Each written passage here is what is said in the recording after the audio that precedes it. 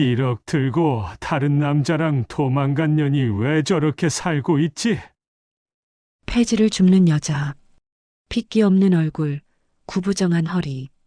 10년 동안 믿었던 진실이 흔들리기 시작했습니다. 좁은 골목 끝 단칸방. 문틈 사이로 아이의 기침 소리가 새어나왔습니다. 엄마, 숨이 안 쉬어져요. 조금만 참아. 민서야, 엄마가 돈 마련할게. 다음 날 병원 복도 구석. 윤정은 떨리는 손으로 가방을 열었습니다. 그 안에는 10년 전 사라졌던 그것. 이게 왜 아직도? 영호의 숨이 멎었습니다. 1억을 훔쳐 달아난 여자. 다른 남자와 도망쳤다던 여자. 그런데 그녀의 손엔 팔지 못한 과거가 쥐어져 있었습니다. 도대체 10년 전에 무슨 일이 있었던 거지? 먼지 쌓인 경찰 보고서, 그리고 금고 출입 기록 한 줄. 이건 말도 안 돼. 10년 동안 믿어온 진실이 무너졌습니다. 그리고 영호의 눈앞에 믿고 싶지 않은 이름 하나가 떠올랐습니다. 그 이름을 마주한 순간 영호의 세계가 완전히 무너져 내렸습니다. 안녕하세요. 우리 사연관입니다. 사연 시작 전 무료 버튼인 구독과 알림 설정은 우리 사연관에 큰 힘이 됩니다. 그럼 오늘의 사연 시작하겠습니다. 서울 구로구, 한때는 공장 굴뚝 연기가 하늘을 뒤덮던 이곳도 이제는 철거 현장으로 변해버렸습니다. 재개발이라는 이름 아래 낡은 건물들이 하나둘 무너져 내리고 그 자리엔 먼지와 잔해만 남았죠. 골목 끝자락 유일하게 아직 서 있는 2층 단독주택 한 채. 그곳에 박영호가 살고 있었습니다. 올해 70. 허리는 구부정하고 머리는 하얗게 새었지만 그의 눈빛만큼은 여전히 날카로웠습니다. 아니, 어쩌면 날카롭다기보단 차가웠다고 해야 맞을지도 모르겠습니다. 10년 전 그날 이후로 영호의 눈엔 옹기라곤 찾아볼 수 없었으니까요. 철거 동의서에 서명만 하시면 보상금 바로 나옵니다. 언제까지 이러실 겁니까? 구청 직원이 또다시 찾아왔습니다. 벌써 3번째였죠. 하지만 영호는 고개도 돌리지 않았습니다. 그저 마당 한켠에 쌓인 낡은 화분들만 멍하니 바라볼 뿐이었습니다. 이 집엔 아직 남은 게 있어요. 영호가 나지막이 중얼거렸습니다. 직원은 무슨 소린지 이해하지 못한 채 고개를 가로저었습니다. 그리곤 다시 오겠다는 말을 남기고 떠났죠. 혼자 남은 영호는 천천히 2층으로 올라갔습니다. 삐걱거리는 계단을 오를 때마다 먼지가 날렸습니다. 복도 끝 굳게 닫힌 방문 앞에 섰습니다. 손잡이엔 먼지가 수북이 쌓여 있었습니다. 10년 동안 단 한 번도 열지 않았던 방이었으니까요. 영호는 잠시 망설이다가 손잡이를 잡았습니다. 문이 열리며 퀴퀴한 냄새가 코를 찔렀습니다. 방 안은 시간이 멈춘 듯 했습니다.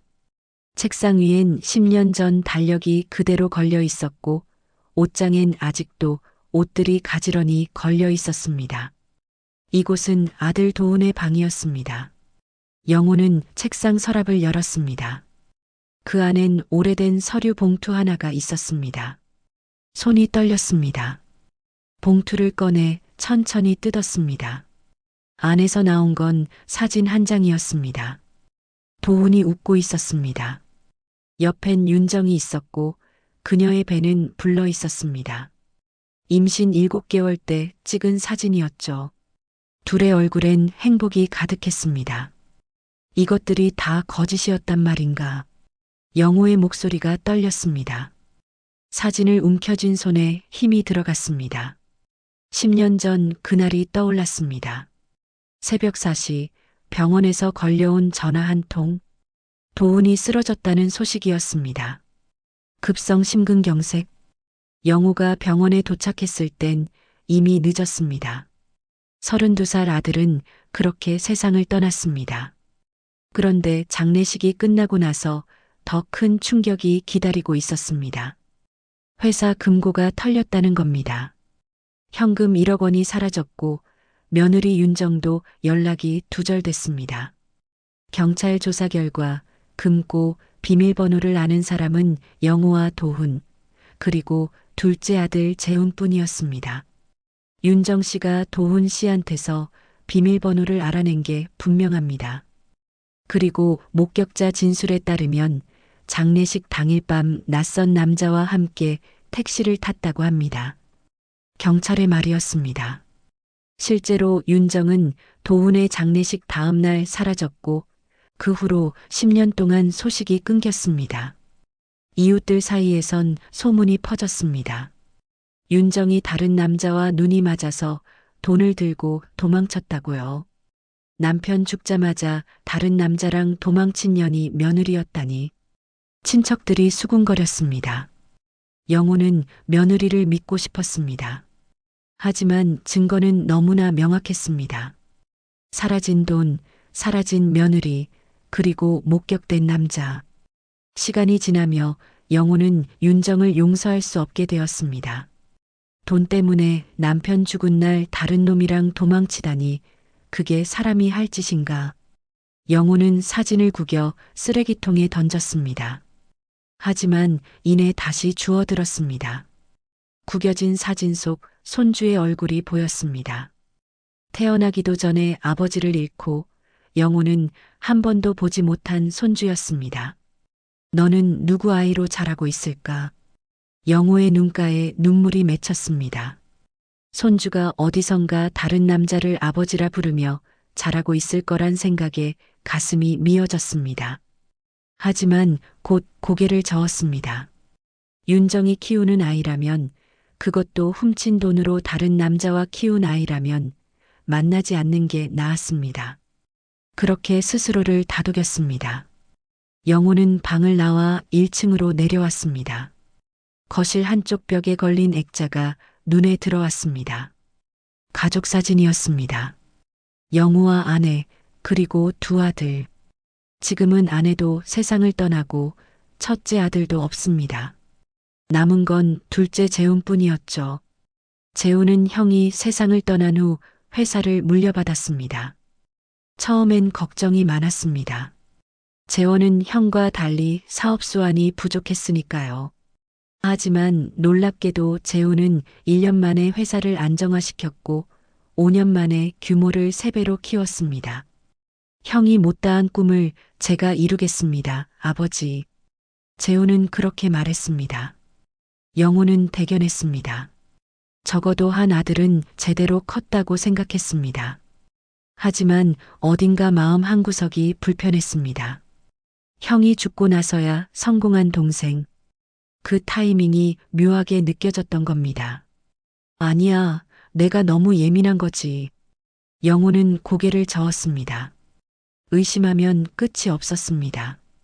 그보단 재훈을 믿고 싶었습니다. 날이 저물었습니다. 영호는 집 밖으로 나왔습니다. 철거 현장은 어둠 속에서도 을씨년스러웠습니다. 무너진 건물 잔해 사이로 고양이 한 마리가 지나갔습니다. 이 동네도 이제 끝이로군. 영호는 중얼거리며 골목을 걸었습니다. 오랜만에 밖에 나온 것 같았습니다. 10년 동안 집에만 틀어박혀 있었으니까요. 사람들을 마주치기 싫었습니다. 누군가 며느리 이야기를 꺼낼까봐 두려웠던 겁니다. 남편 죽고 다른 남자와 도망간 며느리를 둔 사람이라는 시선이 싫었습니다. 그때였습니다. 길 건너편에서 누군가 폐지를 줍고 있는 모습이 보였습니다. 허리가 굽은 여자였습니다. 낡은 검은색 점퍼를 입고 손엔 큰 마대자루를 들고 있었습니다. 그 옆엔 어린아이가 서 있었습니다. 영호는 무심코 그쪽을 바라봤습니다. 여자의 뒷모습이 묘하게 익숙했습니다. 걸음걸이, 어깨선, 그리고 고개를 숙인 각도까지 영호의 심장이 빠르게 뛰기 시작했습니다. 설마. 영호는 한 걸음 다가갔습니다. 여자가 고개를 들었습니다. 가로등 불빛 아래 드러난 얼굴. 영호의 숨이 멎었습니다. 윤정이었습니다. 10년 만에 다시 본 며느리의 얼굴은 너무나 달라져 있었습니다. 핏기 없는 얼굴, 주름진 이마, 그리고 깊이 패인 눈. 영호가 기억하던 그 밝고 건강했던 모습은 어디에도 없었습니다. 영호의 다리가 굳었습니다. 다가가야 할지, 돌아서야 할지 알 수 없었습니다. 10년 동안 원망하고 또 원망했던 사람이 눈앞에 있었습니다. 다른 남자와 1억을 들고 도망쳤다던 그 여자가 말입니다. 하지만 그 모습은 너무나 초라했습니다. 윤정은 영호를 보지 못한 채 아이의 손을 잡고 골목 안쪽으로 사라졌습니다. 영호는 그 자리에 멈춰서서 한참을 그 뒷모습을 바라봤습니다. 1억을 들고 다른 남자랑 도망간 년이 왜 저렇게 살고 있지? 그 남자는 어디 갔나? 영호의 머릿속이 복잡해졌습니다. 뭔가 잘못됐다는 느낌이 들었습니다. 10년 동안 믿어왔던 진실이 흔들리기 시작했습니다. 영호는 그날 밤 잠을 이루지 못했습니다. 침대에 누워서도 계속 윤정의 뒷모습이 떠올랐습니다. 낡은 점퍼, 구부정한 허리, 그리고 작은 손을 꼭 잡고 있던 아이. 도대체 무슨 일이 있었던 걸까요? 1억이면 적어도 몇 년은 살 수 있는 돈인데 영호는 중얼거렸습니다. 아무리 생각해도 이해가 되지 않았습니다. 다른 남자와 도망쳤다면 그 돈으로 어디선가 조금이라도 나은 삶을 살고 있어야 맞았습니다. 하지만 윤정의 모습은 10년 동안 단 하루도 편한 적 없이 고생만 한 사람 같았습니다. 다음 날 아침 영호는 일찍 집을 나섰습니다. 어제 윤정을 본 그 골목으로 향했습니다. 재개발 구역 한가운데 있는 좁은 골목이었죠. 양쪽으로 철거를 기다리는 낡은 건물들이 늘어서 있었습니다. 영호는 골목 입구에서 멈춰 섰습니다. 어디로 가야 할지 몰랐습니다. 그저 윤정이 사라진 방향만 기억할 뿐이었으니까요. 천천히 골목 안쪽으로 걸어 들어갔습니다. 폐지를 줍는 노인 한 분이 보였습니다. 영호는 다가가 물었습니다. 혹시 이 근처에 젊은 여자가 아이 데리고 사는 집 아십니까? 노인이 고개를 끄덕였습니다. 아, 그 집 말씀이시구만. 저 안쪽 막다른 골목에 있어요. 단칸방인데 참 딱한 모녀예요. 모녀요? 남자는 없습니까? 남자? 본 적 없는데요. 맨날 여자 혼자 폐지 줍고 아이는 학교도 못 가는 것 같더라고요. 아이가 많이 아픈가 봐요. 영호의 가슴이 쿵 내려앉았습니다. 남자가 없다니. 그럼 10년 동안 알고 있던 이야기는 뭐란 말입니까? 다른 남자와 도망쳤다는 게 사실이 아니란 말입니까? 고맙습니다. 영호는 노인에게 인사하고 안쪽으로 향했습니다. 골목은 점점 좁아졌습니다. 양쪽 벽이 금방이라도 무너질 것처럼 금이 가 있었습니다. 쓰레기가 여기저기 쌓여 있었고 악취가 코를 찔렀습니다. 골목 끝 낡은 철문 하나가 보였습니다. 페인트가 벗겨진 문틀, 녹슨 손잡이. 영호는 그 앞에 섰습니다. 안에서 기침 소리가 들렸습니다. 아이의 기침이었습니다. 콜록, 콜록. 괜찮아, 괜찮아. 약 먹으면 나아질 거야. 윤정의 목소리였습니다. 10년 만에 듣는 목소리였지만 금방 알아들을 수 있었습니다. 하지만 그 목소리는 너무나 지쳐 있었습니다. 영호는 문을 두드리려다 손을 멈췄습니다. 뭐라고 말해야 할지 몰랐습니다. 10년 동안 원망했던 사람에게 무슨 말을 할 수 있을까요? 그저 문틈으로 안을 들여다봤습니다. 좁은 방이 보였습니다. 3평도 안 되는 공간이었습니다. 한쪽 구석에 낡은 이불이 깔려 있었고 작은 식탁 하나가 전부였습니다. 식탁 위엔 약병들이 가득했습니다. 기침약, 해열제, 항생제. 영호의 눈이 그것들을 하나하나 훑었습니다. 윤정이 아이를 안고 있었습니다. 8살쯤 돼 보이는 여자아이였습니다. 아이의 얼굴은 창백했고 숨을 쉴 때마다 쌕쌕거리는 소리가 났습니다. 엄마 숨이 안 쉬어져요. 조금만 참아. 내일 병원 가자. 엄마가 오늘 폐지 더 주어서 돈 마련할게. 윤정의 목소리가 떨렸습니다. 영호는 가슴이 미어지는 것 같았습니다. 저게 정말 1억을 훔쳐 달아난 사람의 삶일까요? 저게 다른 남자와 행복하게 산다던 사람의 모습일까요? 영호의 시선이 방 한쪽으로 향했습니다. 구석에 작은 기계 하나가 놓여 있었습니다. 산소호흡기였습니다. 낡아서 언제 고장 날지 모를 것 같았지만 그래도 작동하고 있었습니다. 아이가 아픈가 보구나. 영호는 중얼거렸습니다. 손주였습니다. 도훈의 딸이었습니다. 영호는 한 번도 본 적 없는 손주가 저렇게 아프게 자라고 있었던 겁니다. 아이가 다시 기침을 했습니다. 윤정이 아이의 등을 쓸어주며 물을 먹였습니다. 그 손길이 너무나 애처로웠습니다. 민서야, 조금만 더 버텨. 엄마가 꼭 낫게 해줄게. 윤정이 아이를 꼭 안았습니다. 아이는 엄마 품에 안겨 조용히 숨을 고르고 있었습니다. 영호는 더 이상 보고 있을 수가 없었습니다. 발걸음을 돌렸습니다. 하지만 몇 걸음 가다가 멈춰섰습니다. 주머니에서 지갑을 꺼냈습니다. 안에 있던 돈을 전부 꺼내 문틈에 끼워 넣었습니다. 20만 원 정도 됐습니다. 이걸로 병원이라도 가거라. 영호는 작게 중얼거리곤 황급히 자리를 떠났습니다. 뒤돌아보지 않았습니다. 뒤돌아보면 무너질 것 같았으니까요. 집으로 돌아온 영호는 2층 서재로 올라갔습니다. 서재 한쪽에 오래된 파일 박스가 있었습니다. 10년 전 사건 자료들이 담긴 박스였습니다.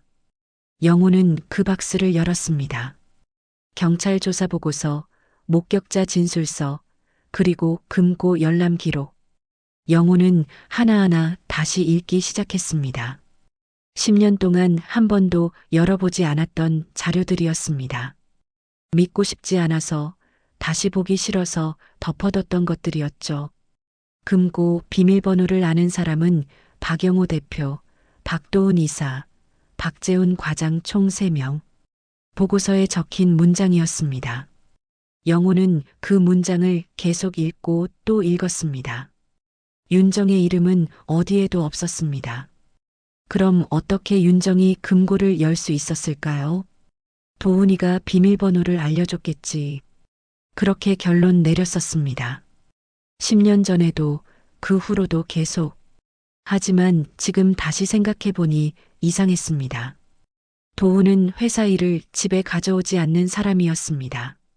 며느리에게 금고 비밀번호를 알려줄 리 없었습니다. 영호는 목격자 진술서를 펼쳤습니다.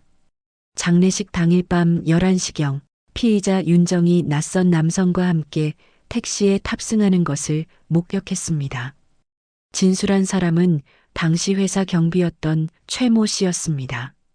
영호는 그 이름을 보며 기억을 되살렸습니다. 최모 씨는 재훈과 친한 사람이었습니다. 재훈이 회사에 들어오면서 함께 들어온 경비였죠. 재훈이 추천한 사람이었지. 영호의 손이 떨렸습니다.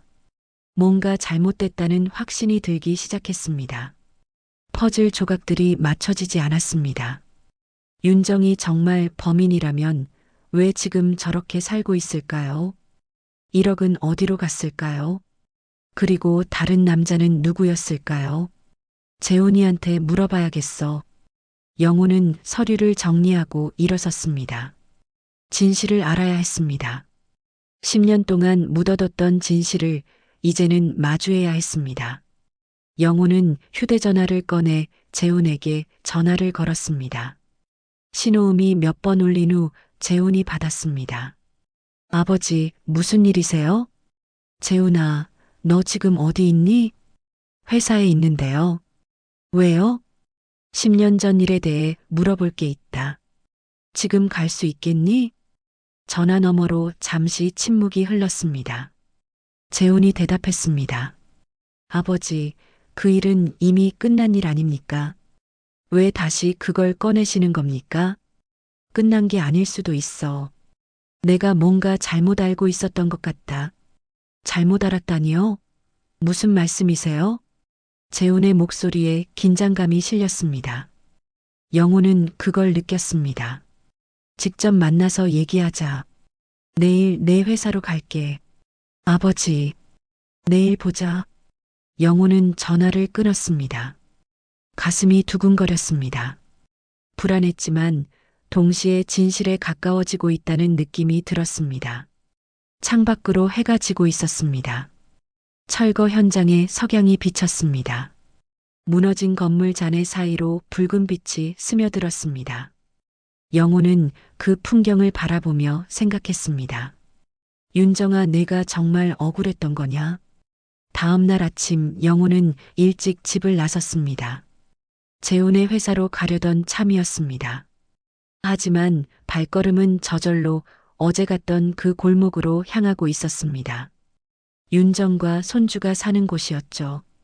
골목 입구에 다다랐을 때 영호는 윤정이 방에서 나오는 모습을 봤습니다. 아이를 업고 있었습니다. 아이는 축 늘어져 있었고 윤정은 힘겹게 걸음을 옮기고 있었습니다. 민서야, 조금만 참아. 병원 가자. 윤정의 목소리가 떨렸습니다. 영호는 멀찍이 떨어져 그 뒤를 따랐습니다. 윤정은 큰 길로 나와 버스를 탔습니다. 영호도 같은 버스에 올라탔습니다. 뒷좌석에 조용히 앉아 윤정을 지켜봤습니다. 버스는 30분쯤 달려 대학병원 앞에 섰습니다. 윤정이 아이를 업고 내렸습니다. 영호도 뒤따라 내렸습니다. 병원 입구로 들어가는 윤정의 뒷모습이 너무나 힘겨워 보였습니다. 응급실이었습니다. 윤정이 아이를 데리고 응급실로 들어갔습니다. 영호는 복도 한쪽에 서서 지켜봤습니다. 간호사들이 아이를 침대에 눕혔고 의사가 달려왔습니다. 호흡곤란이 심한데요. 언제부터였습니까? 어젯밤부터요. 약을 먹였는데도 안 나아져서. 윤정이 떨리는 목소리로 대답했습니다. 의사가 청진기를 대고 아이를 진찰했습니다. 고개를 저었습니다. 천식이 많이 악화됐네요. 당장 입원해야 합니다. 산소 치료도 필요하고요. 입원이요? 그럼 비용이 얼마나? 일단 응급처치부터 하고 상담실에서 말씀드리겠습니다. 의사가 간호사에게 지시했습니다. 윤정은 아이 곁에 앉아 손을 꼭 잡았습니다. 창백한 얼굴로 아이를 바라보는 윤정의 눈에 눈물이 고였습니다. 영호는 가슴이 먹먹했습니다. 손주가 저렇게 아픈데 할아버지인 자신은 10년 동안 아무것도 몰랐던 겁니다. 아니, 알려고 하지 않았던 겁니다. 1시간쯤 지났을까요? 윤정이 상담실에서 나왔습니다. 얼굴이 하얗게 질려 있었습니다. 손에 든 서류를 보며 한숨을 쉬었습니다. 입원비 안내서였습니다. 윤정은 수납 창구로 갔습니다. 주머니에서 지갑을 꺼냈습니다. 하지만 안에 든 돈은 얼마 되지 않았습니다. 창구 직원이 말했습니다. 응급처치비만 15만 원입니다. 입원 보증금은 별도고요. 지금은 이것밖에 없는데요. 윤정이 지갑에서 돈을 꺼냈습니다. 10,000원짜리 몇 장이 전부였습니다. 직원이 난처한 표정을 지었습니다. 최소한 응급처치비는 내셔야 퇴원이 가능합니다. 알아요. 조금만 기다려주세요. 제가 지금 돈을 마련해 올게요. 윤정이 다급히 말했습니다. 하지만 어디서 어떻게 돈을 구한단 말입니까? 윤정은 창구를 떠나 복도 구석에 주저앉았습니다. 두 손으로 얼굴을 감쌌습니다. 영호는 다가가려다 멈췄습니다. 그 순간 윤정이 가방을 열었습니다. 안에서 무언가를 꺼냈습니다. 낡은 보자기에 쌓인 물건이었습니다. 윤정은 보자기를 풀었습니다. 영호의 눈이 커졌습니다. 금괴 한 벌이었습니다. 10년 전 사라졌다던 바로 그 금괴였습니다. 도훈이 결혼 선물로 윤정에게 준 것이었죠. 윤정은 금괴를 꺼내 들고 한참을 바라봤습니다. 눈물이 뺨을 타고 흘렀습니다. 미안해요. 도훈 씨 이것마저 팔아야 할 것 같아요. 민서가 너무 아파서. 윤정이 속삭였습니다. 영호는 그 모습을 보며 깨달았습니다. 1억을 훔쳤다는 여자가 왜 10년 동안 금괴를 팔지 않고 간직했을까요? 만약 정말 돈 때문에 도망쳤다면 진작에 팔았어야 맞았습니다. 윤정이 일어나 병원 밖으로 나갔습니다. 영호는 뒤를 따랐습니다. 윤정은 병원 근처 골목으로 들어갔습니다. 금은방이 보였습니다. 윤정은 금은방 문 앞에서 한참을 망설였습니다. 들어가야지, 민서를 살려야 해.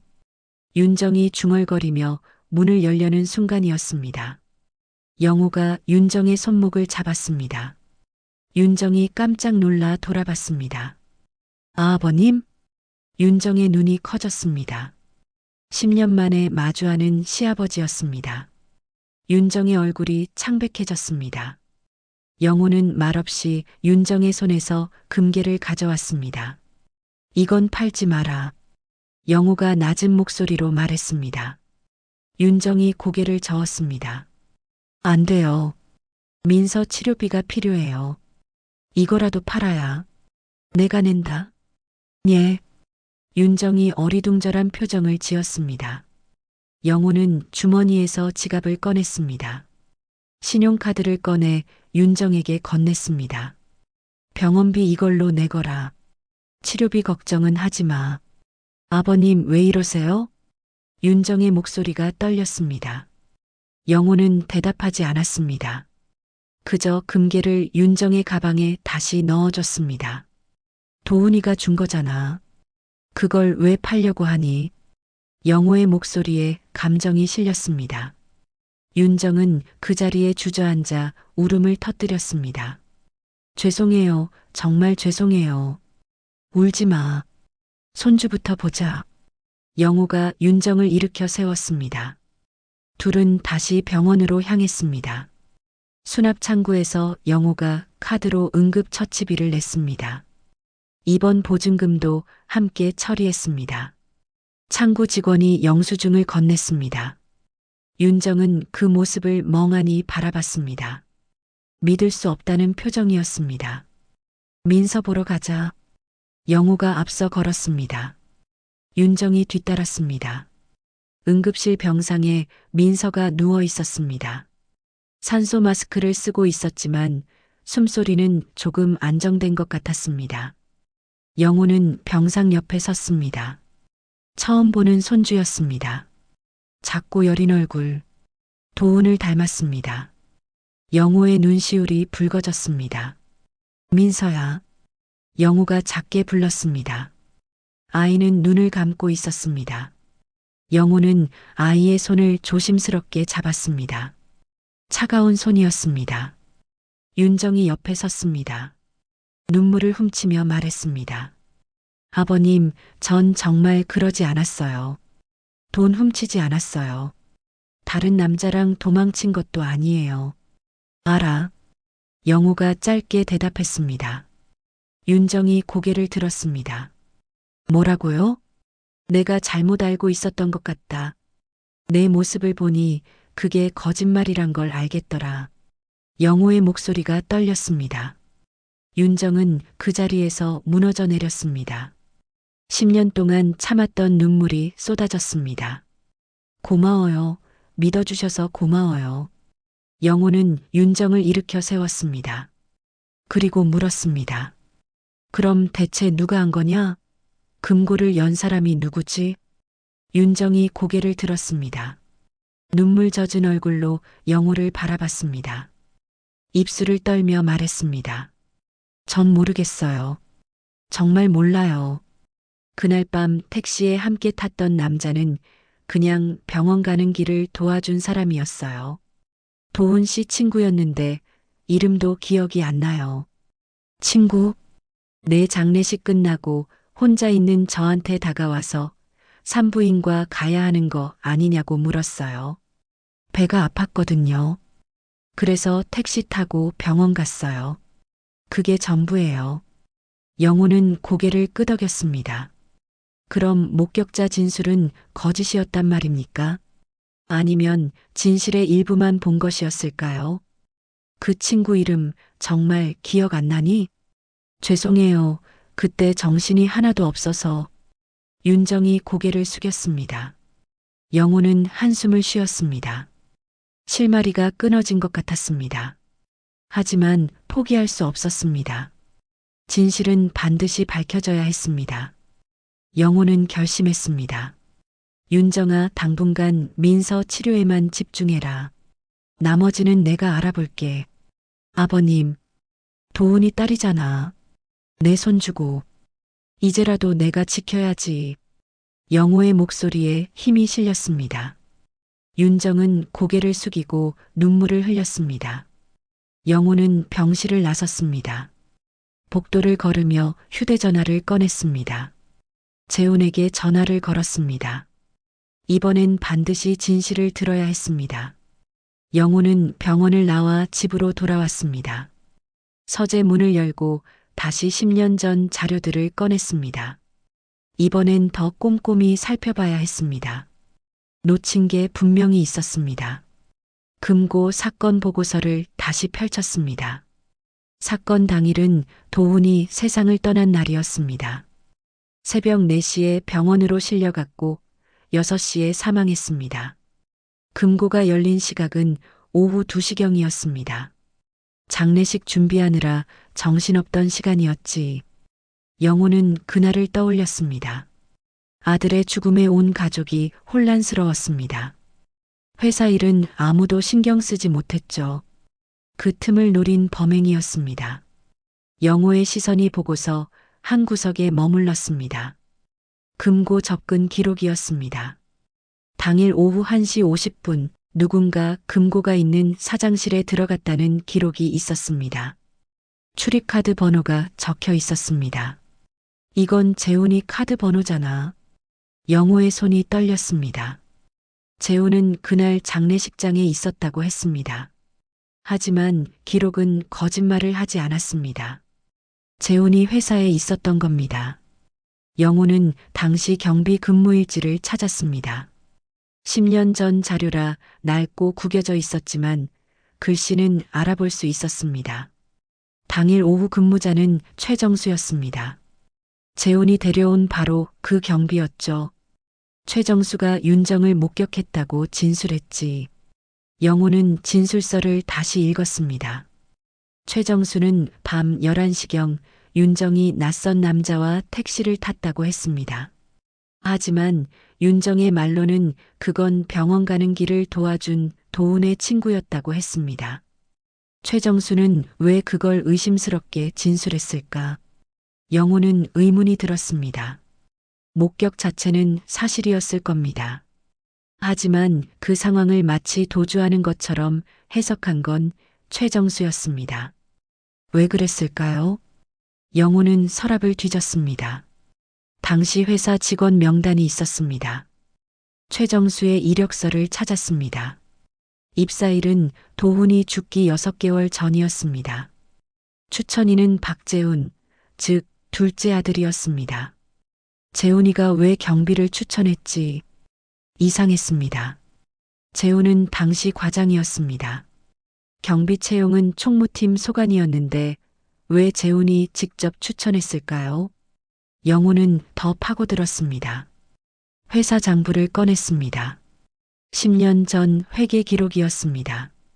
도훈이 죽기 전까지는 도훈이 관리하던 장부였죠. 영호는 한 장 한 장 넘겼습니다. 특이한 점이 보였습니다. 도훈이 죽기 한 달 전부터 이상한 지출 내역이 있었습니다. 명목은 기타 경비였는데 금액이 만만치 않았습니다. 매주 200만 원씩 빠져나갔습니다. 이게 뭐지? 영호는 눈살을 찌푸렸습니다. 도훈은 꼼꼼한 사람이었습니다. 이런 애매한 항목을 만들 사람이 아니었죠. 게다가 결제 서명란을 보니 도훈의 서명이 아니었습니다. 재훈의 서명이었습니다. 재훈이가 형 몰래 돈을 빼돌렸다는 건가? 영호의 심장이 빠르게 뛰었습니다. 퍼즐이 맞춰지기 시작했습니다. 재훈이 회사 돈을 빼돌렸고 그게 들킬 위기에 처했을 수도 있습니다. 형 도훈이 알아챘을 수도 있고요. 영호는 도훈의 수첩을 찾았습니다. 책상 서랍 깊숙이 보관해뒀던 것이었습니다. 10년 동안 한 번도 펼쳐보지 못했던 아들의 마지막 기록이었습니다. 수첩을 열었습니다. 도훈의 빼곡한 글씨가 보였습니다. 업무 일정, 거래처 메모, 그리고 개인적인 생각들이 적혀 있었습니다. 마지막 페이지였습니다. 도훈이 죽기 일주일 전 날짜였습니다. 재훈이에게 말해야 하나.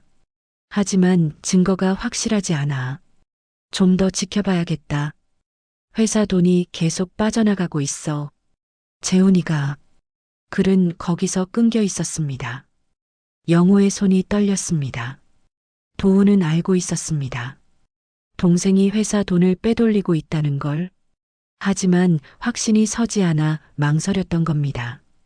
그래서 죽은 건가? 영호의 목소리가 떨렸습니다. 말도 안 되는 생각이었습니다. 하지만 점점 그쪽으로 모든 게 향하고 있었습니다. 영호는 당시 부검 기록을 찾았습니다. 사인은 급성 심근경색이었습니다. 32살 젊은 나이에 심장마비로 죽었습니다. 당시엔 과로 때문이라고 생각했습니다. 도훈은 일을 워낙 열심히 했으니까요. 하지만 이제 보니 이상했습니다. 도훈은 건강했습니다. 정기검진에서도 문제가 없었습니다. 그런 사람이 갑자기 심장마비로 죽는다는 게 말이 됩니까? 영호는 인터넷 검색을 시작했습니다. 급성 심근경색 유발 물질이라고 검색했습니다. 여러 정보가 나왔습니다. 특정 약물이나 독극물이 심장마비를 유발할 수 있다는 내용이었습니다. 설마 그런 거였나? 영호는 고개를 저었습니다. 믿고 싶지 않았습니다. 재훈이 형을 죽였다는 건 말도 안 되는 일이었습니다. 하지만 증거들은 계속 그쪽을 가리키고 있었습니다. 영호는 다시 목격자 진술서를 봤습니다. 최정수의 진술이었습니다. 윤정이 다른 남자와 도망쳤다는 진술. 그게 사람들의 의심을 윤정에게 집중시켰습니다. 진짜 범인은 숨을 수 있었죠. 최정수도 공범이었던 건가? 영호는 휴대전화를 꺼냈습니다. 최정수를 찾아봐야 했습니다. 하지만 10년이 지난 지금 어디 있는지 알 수 없었습니다. 대신 재훈에게 전화를 걸었습니다. 신호음이 울렸습니다. 재훈이 받았습니다. 아버지, 어제 전화하셨었죠? 무슨 일이세요? 재훈아, 10년 전 최정수 경비, 지금 어디 있는지 아니? 최정수요? 왜 갑자기 그 사람을? 물어볼 게 있어서. 알면 연락처 좀 알려줘. 전화 너머로 잠시 침묵이 흘렀습니다. 재훈이 조심스럽게 대답했습니다. 최정수는 5년 전에 그만뒀습니다. 연락처는 모르겠는데요. 그만뒀다고? 네, 갑자기 사표 내고 떠났어요. 어디 갔는지 아무도 몰라요. 영호는 이를 악물었습니다. 증거가 사라진 겁니다. 아니, 증거를 없앤 건지도 몰랐습니다. 재훈아, 내가 지금 내 회사로 갈게. 오늘 꼭 만나야겠다. 아버지, 대체 무슨 일이세요? 왜 이러시는 겁니까? 가서 얘기하자. 30분 후에 도착할 거다. 영호는 전화를 끊었습니다. 서재를 나와 현관으로 향했습니다. 이제 직접 물어봐야 했습니다. 재훈에게 진실을 듣거나 아니면 거짓말을 확인하거나 둘 중 하나였습니다. 차에 올라타며 영호는 생각했습니다. 만약 정말 재훈이 형을 죽였다면 자신은 어떻게 해야 할까요? 둘째 아들마저 잃게 되는 걸까요? 아니야, 아직 확실하지 않아. 재훈이를 믿어야 해. 영호는 스스로를 다독였습니다. 하지만 가슴 한구석엔 이미 불안이 자리 잡고 있었습니다. 차는 재훈의 회사를 향해 달렸습니다. 서울 강남구에 있는 고층 빌딩이었습니다. 10년 전 작은 사무실에서 시작한 회사가 이렇게 커졌습니다. 재훈의 능력이었을까요? 아니면 영호는 고개를 저었습니다. 생각하고 싶지 않았습니다. 하지만 진실은 반드시 밝혀져야 했습니다. 영호는 재훈의 회사 건물 앞에 차를 세웠습니다. 25층짜리 유리 건물이었습니다. 로비는 대리석으로 마감돼 있었고 천장엔 화려한 샹들리에가 걸려 있었습니다. 10년 만에 이룬 성공치곤 너무 화려했습니다. 엘리베이터를 타고 20층으로 올라갔습니다. 문이 열리자 넓은 사무실이 보였습니다. 직원들이 분주히 일하고 있었습니다. 안내 데스크 직원이 영호를 알아보고 일어났습니다. 사장님 아버님이시죠? 안으로 모시겠습니다. 직원이 영호를 재훈의 사장실로 안내했습니다. 복도를 지나며 영호는 벽에 걸린 액자들을 봤습니다. 회사 연역, 수상 내역, 그리고 재훈의 사진들이었습니다. 화려한 성공의 기록들이었죠. 사장실 문이 열렸습니다. 넓고 고급스러운 공간이었습니다. 한쪽 벽엔 고급 와인들이 진열돼 있었고 책상 위엔 명품 시계와 만년필이 놓여 있었습니다. 재훈이 책상 뒤에서 일어났습니다. 정장을 말끔히 차려입은 모습이었습니다. 하지만 표정은 굳어 있었습니다. 아버지, 오셨습니까? 그래, 왔다. 영호가 무거운 목소리로 대답했습니다. 재훈이 소파를 가리켰습니다. 앉으시죠. 커피 드릴까요? 아니, 됐다. 영호는 소파에 앉지 않았습니다. 그대로 서서 재훈을 바라봤습니다. 재훈도 책상 앞에 섰습니다. 둘 사이에 긴장감이 흘렀습니다. 10년 전 일에 대해 물어본다고 했는데 대체 뭘 궁금해 하시는 겁니까? 재훈이 먼저 입을 열었습니다. 목소리엔 경계심이 묻어났습니다. 영호는 천천히 입을 열었습니다. 재훈아, 형이 죽던 날 너 어디 있었니? 장례식장에 있었죠. 아버지도 아시잖습니까? 오후 2시쯤은 재훈의 얼굴이 굳었습니다. 잠시 침묵이 흘렀습니다. 기억이 잘 안 나는데요. 왜 그러십니까? 회사 출입 기록을 봤다. 너 그날 오후 2시 전에 회사에 있었어. 영호의 목소리가 차가워졌습니다. 재훈의 눈빛이 흔들렸습니다. 아, 그게 잠깐 들렀었습니다. 서류 챙기러요. 형 죽었는데 회사 일도 정리해야 했잖습니까? 금고 앞까지 갔더구나. 네. 출입 기록에 다 나와 있어. 사장실까지 들어갔잖아. 재훈의 얼굴에 땀이 맺히기 시작했습니다. 하지만 곧 침착함을 되찾았습니다. 맞아요. 형 책상에서 인수인계 서류를 찾으러 갔었습니다. 그게 뭐가 문제입니까? 그 시간에 금고가 열렸다. 영호가 단호하게 말했습니다. 재훈이 고개를 저었습니다. 설마 저한테 의심하시는 겁니까? 아버지, 전 그러지 않았어요. 윤정이가 한 거라고 경찰도 결론 냈잖습니까? 윤정이는 금고 비밀번호를 몰랐어. 형한테 들었겠죠? 도훈이는 절대 집에 회사 일을 가져가지 않았어. 너도 알잖아. 재훈이 입술을 깨물었습니다. 말문이 막힌 듯 했습니다. 영호는 한 걸음 다가갔습니다. 그리고 또 있다. 도훈이 죽기 한 달 전부터 회사 돈이 빠져나갔어. 내 결제로 말이야. 그건 정당한 지출이었습니다. 무슨 지출인데 명목이 기타 경비야? 매주 200만 원씩? 영호의 목소리가 높아졌습니다. 재훈이 뒤로 물러섰습니다. 아버지, 제가 설명할게요. 그건 도훈이가 알고 있었어. 내가 돈을 빼돌리는 거. 영호가 주머니에서 도훈의 수첩을 꺼냈습니다. 마지막 페이지를 펼쳐 재훈에게 보여줬습니다. 재훈의 얼굴이 하얗게 질렸습니다. 형이 알고 있었습니까? 재훈이 중얼거렸습니다. 영호는 그 반응을 놓치지 않았습니다. 부정하지 않았습니다. 인정한 겁니다. 재훈아, 내가 형을 죽인 거냐? 영호의 목소리가 떨렸습니다. 재훈이 고개를 들었습니다. 눈엔 공포가 가득했습니다.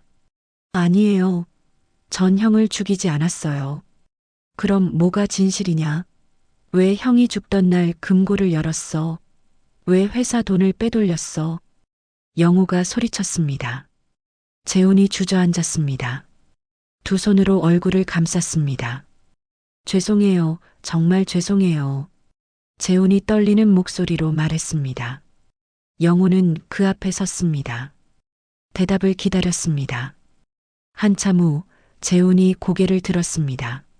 눈물이 뺨을 타고 흘렀습니다. 돈은 제가 빼돌렸습니다. 빚 때문이었어요. 도박 빚이요. 도박? 네, 몇 년 전부터 했어요. 처음엔 작은 돈이었는데 점점 커졌고 빚이 쌓였어요. 회사 돈을 조금씩 빼서 갚았는데 형이 눈치챘나 봐요. 재훈이 떨리는 목소리로 고백했습니다. 영호는 말없이 들었습니다. 형이 죽던 날 전 정말 회사에 서류 챙기러 갔었어요. 그런데 갑자기 생각이 들었어요. 금고에 현금이 있다는 걸. 빚쟁이들이 당장 돈을 내라고 협박하고 있었거든요. 그래서 금고를 열었구나. 네, 죄송합니다. 형이 죽은 날 그런 짓을 했다는 게 저도 제가 미웠어요. 재훈이 울먹였습니다. 영호는 주먹을 쥐었습니다. 분노가 치밀어 올랐습니다. 그럼 윤정이한테 누명을 씌운 것도 너였겠네. 재훈이 고개를 들었습니다. 부정하려다 말았습니다. 최정수한테 거짓 진술하게 한 거지? 네. 최정수는 제 친구였어요. 빚쟁이들한테 시달리는 저를 알고 있었고 제가 부탁했어요. 윤정이가 의심스럽게 행동했다고 진술해달라고. 영호는 더 이상 참을 수 없었습니다. 재훈의 멱살을 잡았습니다. 내 형수한테 누명을 씌웠어. 10년 동안 그 여자가 얼마나 고생했는지 알아. 죄송해요. 정말 죄송해요. 손주가 병들어 죽어가는데도 병원 한 번 못 갔어. 폐지 주우며 살았단 말이야. 영호의 목소리가 떨렸습니다. 재훈은 고개를 숙였습니다. 영호는 재훈을 놓았습니다. 뒤로 물러서며 한숨을 쉬었습니다. 재훈아, 그럼 형 죽음은 정말 심장마비가 맞냐? 재훈이 고개를 끄덕였습니다. 네, 전 형을 죽이지 않았어요. 정말입니다. 형은 그냥 과로로 쓰러진 거예요. 영호는 재훈을 바라봤습니다. 진실을 말하는 것 같았습니다. 하지만 완전히 믿을 수 없었습니다. 증거가 있어야 믿지. 무슨 증거요? 도훈이가 죽던 날 상황을 다시 조사해야겠다. 부검 기록, 당시 상황, 모든 걸 다시 봐야 해. 재훈이 고개를 저었습니다. 아버지, 그건 의미 없어요. 이미 10년이 지났잖아요. 그래도 해야 해. 진실을 밝혀야 한다. 영호는 돌아서서 사장실을 나가려 했습니다. 재훈이 뒤에서 불렀습니다. 아버지, 제발 이 일 덮어주세요. 전 이제 성공했어요. 회사도 크게 키웠고 직원들도 많아요. 이 일이 밝혀지면 다 무너져요. 영호가 멈춰섰습니다. 뒤돌아보지 않고 말했습니다. 내 성공이 형수의 희생 위에 세워진 거라면 그건 무너져야 마땅해. 아버지, 윤정이한테 사과해라. 그리고 경찰에 가서 자수해. 자수요? 그럼 전 감옥에. 당연하지. 내가 한 짓에 대한 대가야. 영호는 문을 열고 나갔습니다. 재훈의 절규가 뒤에서 들렸지만 돌아보지 않았습니다. 엘리베이터를 타고 내려오며 영호는 생각했습니다. 아직 의문이 남았습니다. 도훈의 죽음이 정말 단순한 심장마비였을까요? 재훈의 말을 믿어야 할까요? 건물을 나서며 영호는 결심했습니다. 당시 상황을 아는 사람을 찾아야 했습니다. 도훈이 죽던 날 함께 있었던 사람들을 만나봐야 했습니다. 휴대전화를 꺼내 검색했습니다. 10년 전 도훈이 다니던 병원을 찾았습니다. 당시 담당 의사를 찾아가야 했습니다. 영호는 차에 올라탔습니다. 진실은 반드시 밝혀질 겁니다. 아무리 시간이 지났어도 진실은 언젠가 드러나게 돼 있으니까요. 영호는 10년 전 도훈이 실려갔던 병원을 찾았습니다. 서울 영등포구에 있는 대학병원이었습니다. 응급실 앞에 서니 그날의 기억이 생생히 떠올랐습니다. 새벽에 달려왔던 길, 차가워진 아들의 손, 그리고 의사의 차분한 목소리. 죄송합니다. 최선을 다했지만 영호는 고개를 저으며 병원 안으로 들어갔습니다. 안내 데스크로 가서 물었습니다.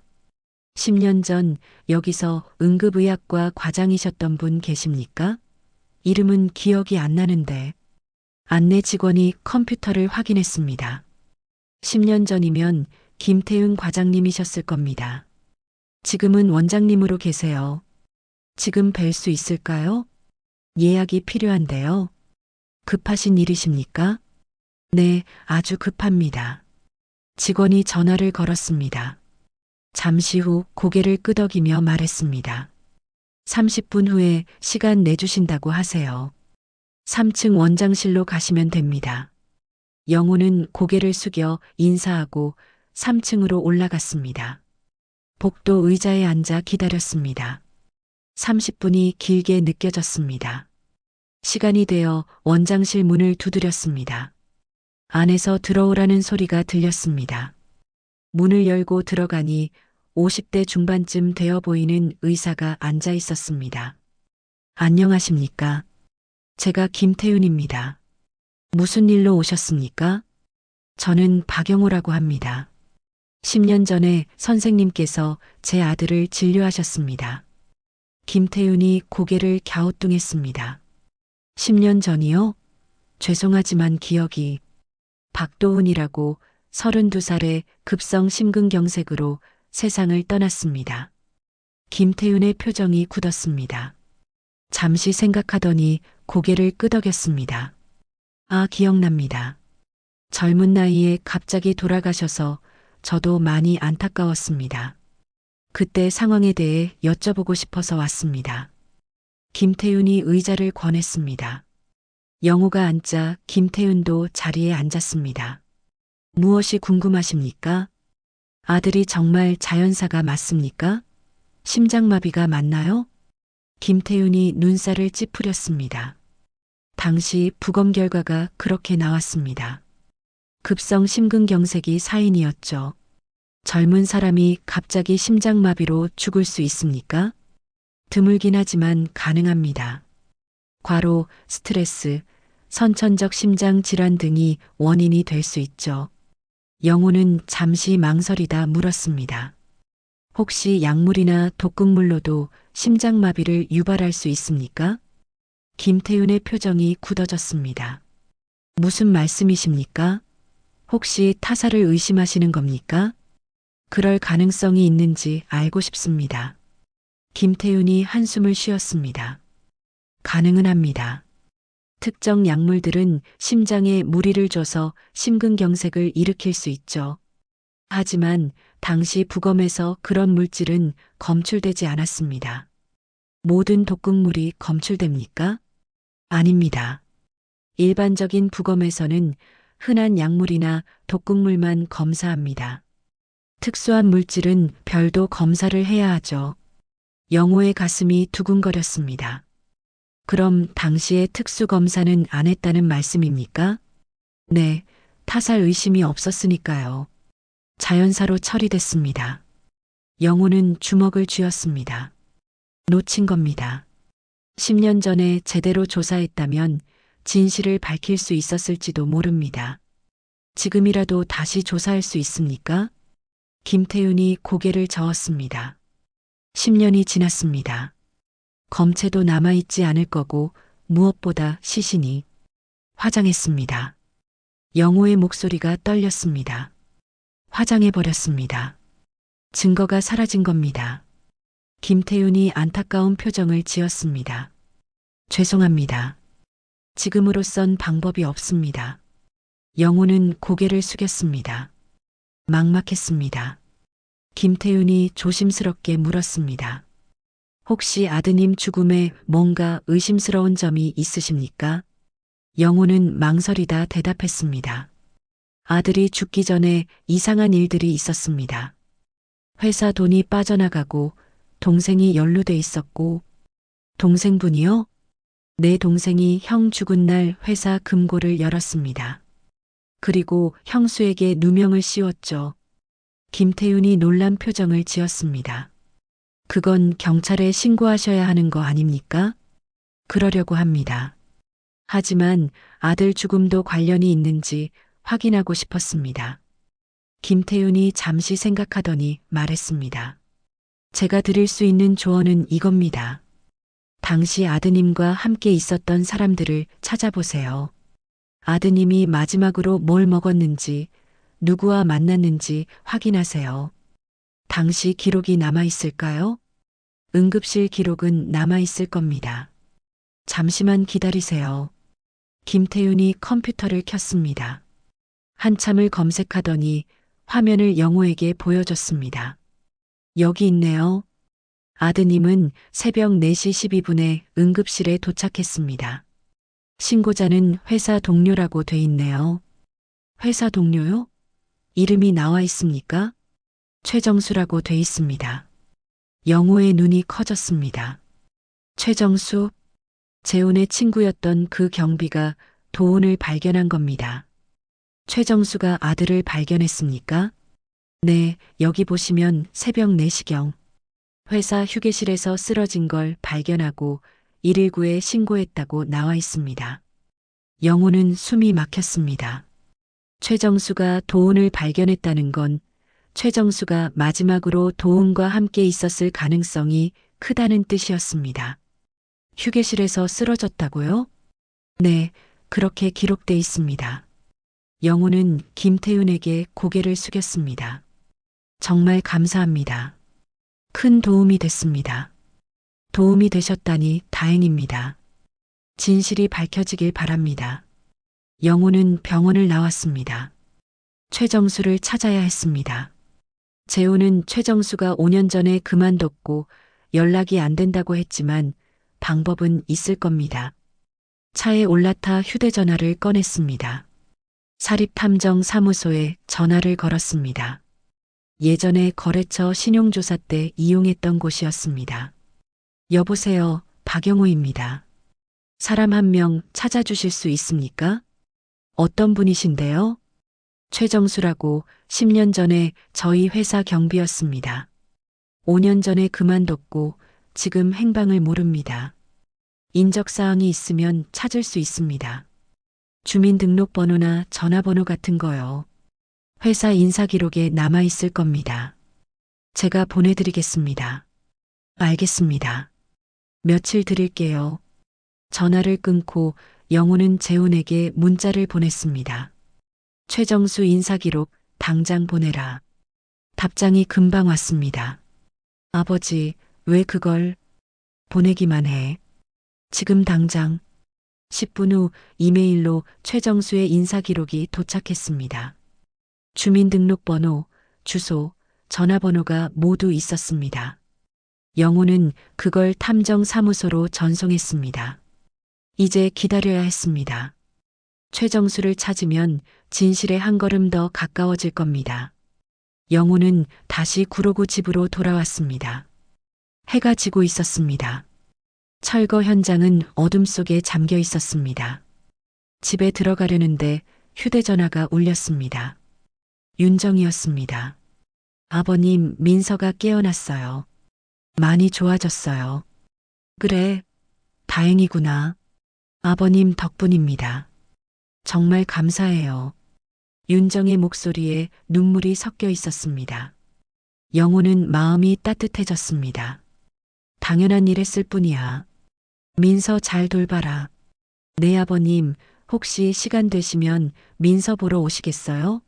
할아버지 뵙고 싶어 한대요. 영호의 가슴이 뭉클했습니다. 손주가 자신을 보고 싶어 한다니. 그래, 내일 갈게. 잘 있어라. 전화를 끊고 영호는 하늘을 올려다봤습니다. 별이 떠 있었습니다. 도훈아, 내 딸 만나러 간다. 그리고 내 억울함도 꼭 풀어줄게. 영호는 집으로 들어갔습니다. 내일은 손주를 만나는 날이었습니다.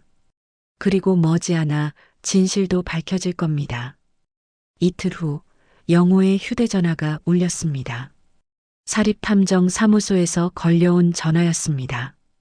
박영호 사장님, 최정수를 찾았습니다. 어디 있습니까? 경기도 평택에 있습니다. 작은 치킨집을 운영하고 있더라고요. 주소 문자로 보내드리겠습니다. 감사합니다. 영호는 곧바로 차에 올라탔습니다. 평택까지는 1시간 반 정도 걸렸습니다. 내비게이션을 따라 달려갔습니다. 손에 땀이 났습니다. 최정수를 만나면 진실을 들을 수 있을까요?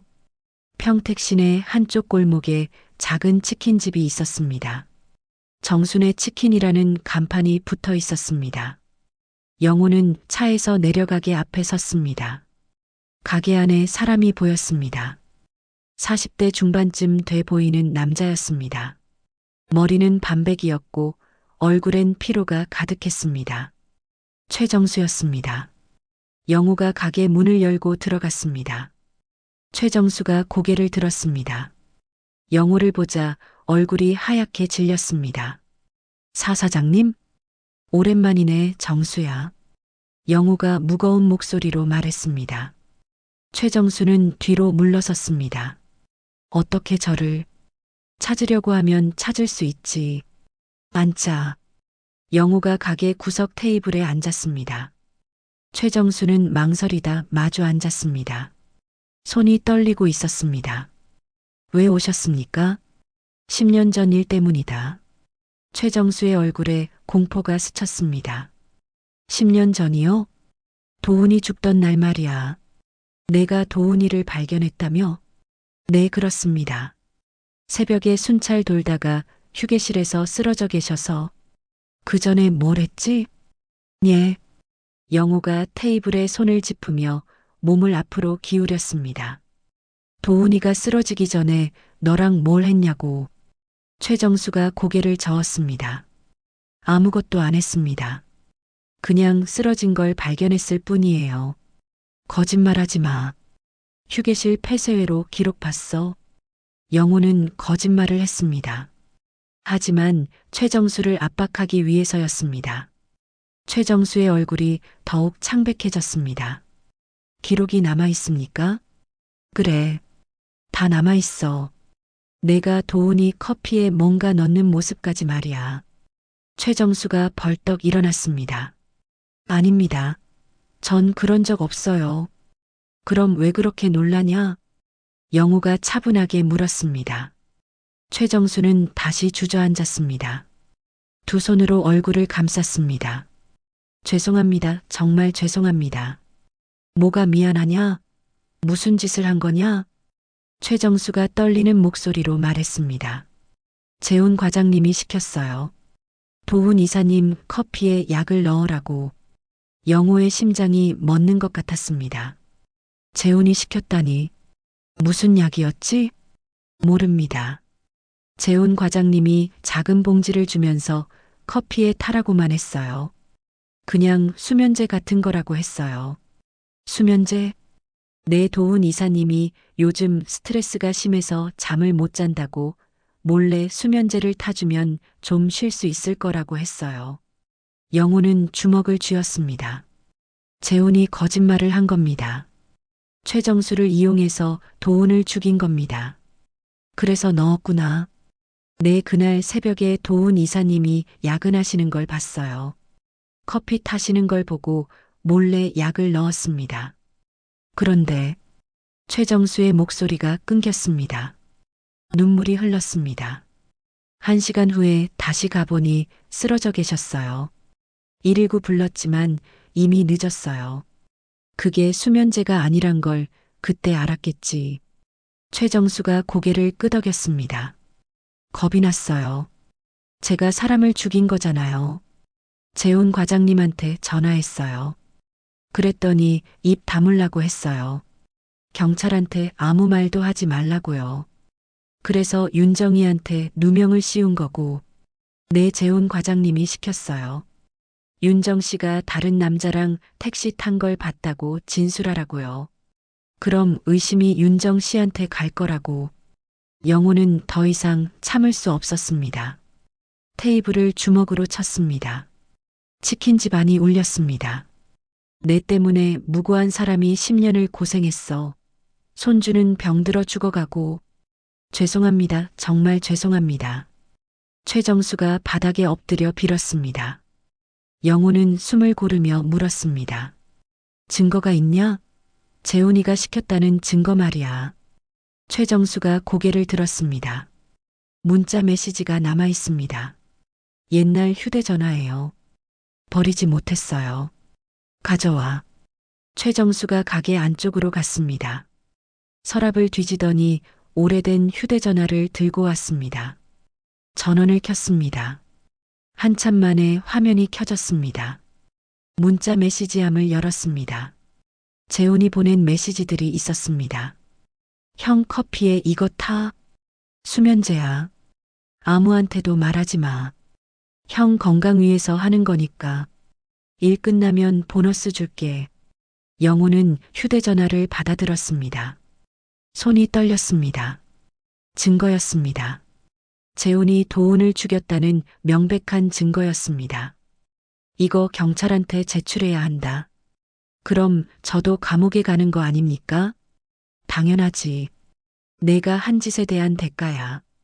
최정수가 울먹였습니다. 처자식이 있습니다. 제발. 윤정이도 아이가 있었어. 그 생각은 안 했냐? 영호의 목소리가 차갑게 식었습니다. 최정수는 더 이상 아무 말도 하지 못했습니다. 영호는 휴대전화를 주머니에 넣었습니다. 경찰서 가자. 자수해라. 사장님, 도망치지 마. 이미 늦었어. 영호가 일어섰습니다. 최정수도 비틀거리며 일어났습니다. 둘은 가게를 나와 영호의 차에 탔습니다. 가까운 경찰서로 향했습니다. 차 안은 침묵으로 가득했습니다. 최정수는 창밖만 바라보며 눈물을 흘렸습니다. 경찰서에 도착했습니다. 영호와 최정수가 민원실로 들어갔습니다. 당직 경찰이 다가왔습니다. 무슨 일이십니까? 10년 전 살인사건 관련해서 자수하러 왔습니다. 경찰의 표정이 굳었습니다. 잠시만요. 형사님 모셔오겠습니다. 잠시 후 형사 2명이 나왔습니다. 영호와 최정수를 조사실로 데려갔습니다. 10년 전 살인사건이라고 하셨는데 자세히 말씀해 주시죠. 영호가 처음부터 차근차근 설명했습니다. 도훈의 죽음, 금고 절도 사건, 윤정에 대한 누명, 그리고 재훈과 최정수의 범행. 최정수의 휴대전화도 증거로 제출했습니다. 형사들이 휴대전화를 확인했습니다. 표정이 심각해졌습니다. 이건 중대한 사안입니다. 정식으로 수사를 시작해야겠네요. 재훈도 체포해 주십시오. 제 둘째 아들입니다. 영호의 목소리가 떨렸습니다. 자식을 경찰에 넘기는 아버지의 마음이 어떻겠습니까? 하지만 해야만 했습니다. 박재훈 씨 연락처 알려주시죠. 영호가 재훈의 회사 주소와 전화번호를 알려줬습니다. 형사 한 명이 밖으로 나가 전화를 걸었습니다. 1시간쯤 지났을까요? 문이 열리며 재훈이 들어왔습니다. 양쪽에 형사들이 있었습니다. 재훈은 수갑을 차고 있었습니다. 아버지. 재훈이 영호를 봤습니다. 눈엔 원망이 가득했습니다. 영호는 고개를 돌렸습니다. 차마 아들을 볼 수 없었습니다. 박재훈 씨, 박도훈 씨 살인 교사 및 금고, 절도 혐의로 긴급 체포합니다. 형사가 재훈에게 말했습니다. 재훈이 고개를 떨구었습니다. 조사는 밤늦게까지 이어졌습니다. 재훈과 최정수 모두 범행을 자백했습니다. 재훈은 도박빚을 갚기 위해 회사 돈을 빼돌렸고 형 도훈이 그걸 눈치채자 독극물을 이용해 살해했다고 진술했습니다. 약은 어디서 구했습니까? 암시장에서 샀습니다. 심장마비를 유발하는 약물이라고 들었어요. 왜 그렇게까지 했습니까? 형이 아버지한테 말하면 전 끝장이었어요. 회사에서 쫓겨나고 빚쟁이들한테 죽임당할 거였어요. 재훈의 목소리엔 후회가 묻어났습니다. 하지만 이미 늦었습니다. 새벽 2시가 넘어서야 조사가 끝났습니다. 영호는 경찰서를 나왔습니다. 밤 공기가 차가웠습니다. 차에 올라타 한참을 그냥 앉아 있었습니다. 아들을 잃고 또 다른 아들을 감옥에 보냈습니다. 영호는 이제 혼자였습니다. 하지만 해야 할 일이 남았습니다. 윤정에게 진실을 알려야 했습니다. 그리고 손주를 만나야 했습니다. 영호는 시동을 걸었습니다. 병원으로 향했습니다. 윤정과 민서가 있는 곳이었습니다. 새벽 3시 영호는 병원 주차장에 차를 세웠습니다. 밤은 깊었지만 잠이 오지 않았습니다. 경찰서에서 나온 후 곧장 이곳으로 왔습니다. 윤정과 민서를 봐야 했습니다. 병원 로비는 조용했습니다. 당직 간호사만 앉아 있었습니다. 영호는 엘리베이터를 타고 소아과 병동으로 올라갔습니다. 복도를 걸어 민서의 병실 앞에 섰습니다. 문틈으로 안을 들여다봤습니다. 윤정이 민서 침대 옆 의자에서 졸고 있었습니다. 고개를 떨구고 불편한 자세로 앉아 있는 모습이 안쓰러웠습니다. 영호는 조용히 문을 열고 들어갔습니다. 윤정이 깜짝 놀라 눈을 떴습니다. 아버님, 이 시간에 어쩐 일이세요? 윤정이 일어섰습니다. 영호는 손을 들어 앉으라는 신용을 했습니다. 민서 옆 의자에 조용히 앉았습니다. 민서가 잠들어 있었습니다. 산소 마스크는 벗어놓았고 숨소리가 훨씬 안정적이었습니다. 작은 얼굴엔 혈색이 조금 돌아온 것 같았습니다. 많이 좋아졌구나. 영호가 작게 속삭였습니다. 윤정이 고개를 끄덕였습니다. 네, 의사 선생님이 일주일만 더 입원하면 퇴원할 수 있다고 하셨어요. 다행이다. 영호는 민서의 손을 조심스럽게 잡았습니다. 따뜻한 손이었습니다. 영호의 눈시울이 붉어졌습니다. 윤정이 영호의 표정을 살폈습니다. 뭔가 평소와 달랐습니다. 아버님, 무슨 일 있으세요? 얼굴이 안 좋으신데. 영호는 한숨을 쉬었습니다. 말해야 했습니다. 윤정아 진실을 밝혔다. 예. 도훈이를 죽인 사람을 찾았어. 그리고 내 누명도 벗겼고. 윤정의 눈이 커졌습니다. 손으로 입을 막았습니다. 정말입니까? 누가 도훈 씨를. 영호는 잠시 망설였습니다. 하지만 숨길 수 없었습니다. 재훈이었다. 윤정이 그 자리에 주저앉았습니다. 믿을 수 없다는 표정이었습니다. 재훈 씨가요? 동생분이요? 그래, 회사 돈을 빼돌렸고 형이 눈치채자 독극물로 죽였어. 그리고 내한테 누명을 씌웠지. 영호의 목소리가 떨렸습니다. 윤정은 눈물을 흘렸습니다. 그럼 저는 10년 동안 미안하다. 내가 제대로 조사했어야 했는데 너를 의심해서 미안해. 영호가 고개를 숙였습니다. 윤정은 고개를 저었습니다. 아니에요. 아버님 잘못이 아니에요. 저도 의심받을 만했어요. 아니야. 넌 아무 잘못 없어. 오히려 가장 큰 피해자였어. 영호가 윤정의 손을 잡았습니다. 윤정은 울음을 터뜨렸습니다. 10년 동안 참았던 눈물이 쏟아졌습니다. 드디어 끝났네요. 그래, 이제 끝났어. 재훈이는 경찰에 넘겼어. 곧 재판을 받을 거야. 윤정이 눈물을 닦으며 고개를 들었습니다. 아버님 힘드셨겠어요. 아드님을 직접 해야 할 일이었어. 도훈이를 위해서, 그리고 너와 민서를 위해서. 영호의 목소리에 힘이 실렸습니다. 윤정은 영호를 바라봤습니다. 그 눈빛엔 감사와 존경이 가득했습니다. 고맙습니다, 아버님. 정말 고맙습니다. 이제 우리 다시 시작하자. 가족으로 말이야. 영호가 미소 지었습니다. 윤정도 눈물을 닦으며 웃었습니다.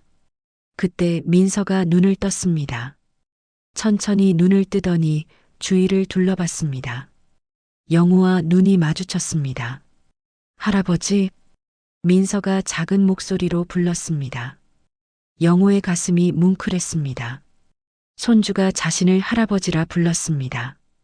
그래, 민서야. 할아버지다. 영호가 민서의 손을 꼭 잡았습니다. 민서가 웃었습니다.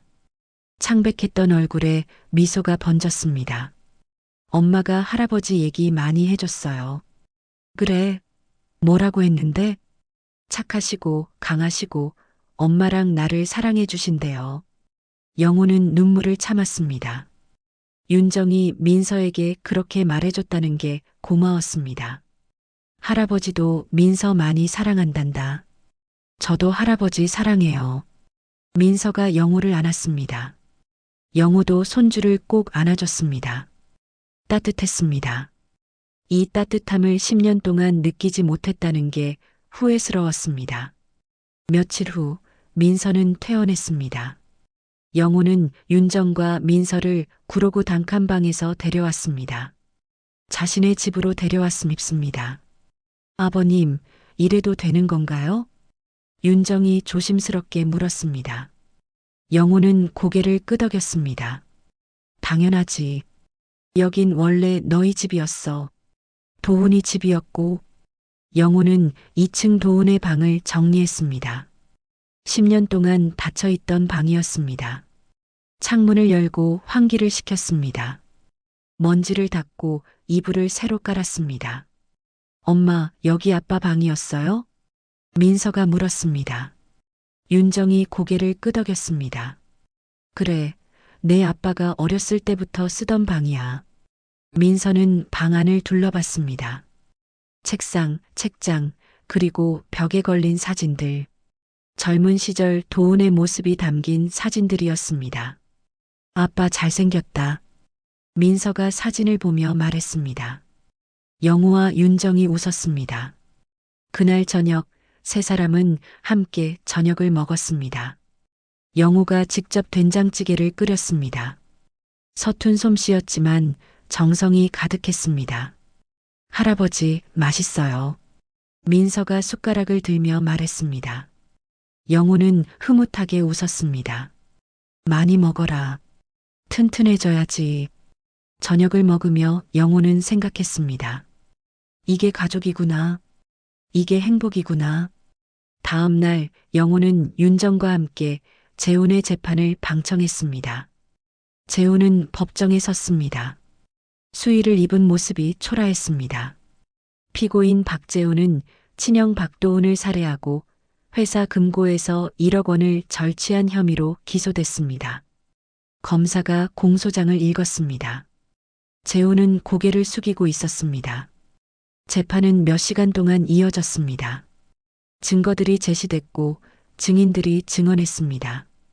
최정수도 증인으로 나왔습니다. 마지막으로 재훈이 최후 진술을 했습니다. 죄송합니다. 형을 죽이고 형수님께 누명을 씌웠습니다. 변명의 여지가 없습니다. 벌을 받겠습니다. 재훈은 영호를 바라봤습니다. 아버지 죄송합니다. 불효자식이 돼서 죄송합니다. 영호는 대답하지 않았습니다. 그저 눈을 감았을 뿐입니다. 판결이 내려졌습니다. 재훈은 살인죄로 징역 20년을 선고받았습니다. 최정수는 살인방조죄로 징역 10년이었습니다. 법정을 나오며 윤정이 영호에게 물었습니다. 괜찮으세요? 괜찮아. 이게 맞는 거야. 영호는 담담하게 대답했습니다.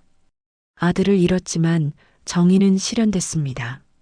한 달 후 영호는 윤정, 민서와 함께 구로 재개발 지역 근처 작은 공원에 갔습니다. 철거가 거의 끝나고 새 건물들이 올라가기 시작했습니다.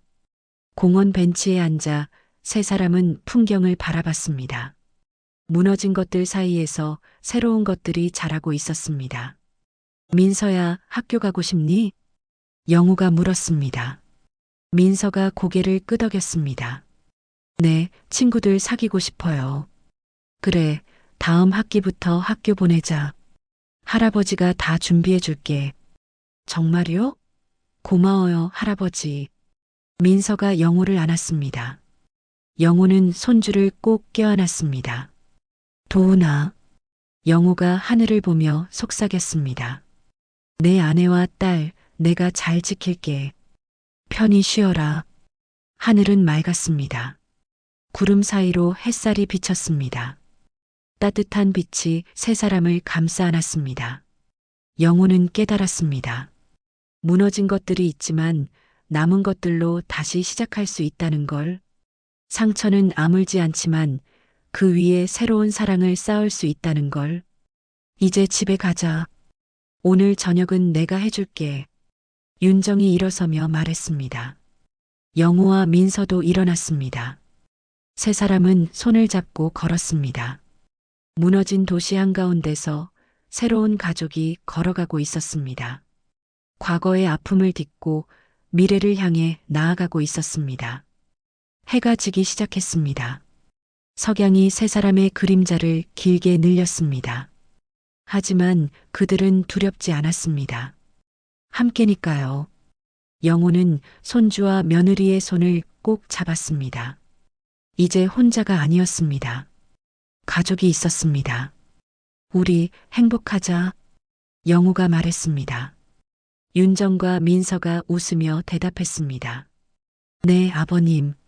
네, 할아버지. 세 사람은 집을 향해 걸어갔습니다. 새로운 시작을 향해, 희망을 향해. 오늘의 이야기 어떠셨나요? 여러분의 마음에 와닿으셨다면 무료 버튼인 좋아요와 구독 꾹 눌러주시고 여러분의 의견을 댓글에 남겨주세요. 앞으로도 매일 특별한 사연을 배달해 드리겠습니다. 감사합니다.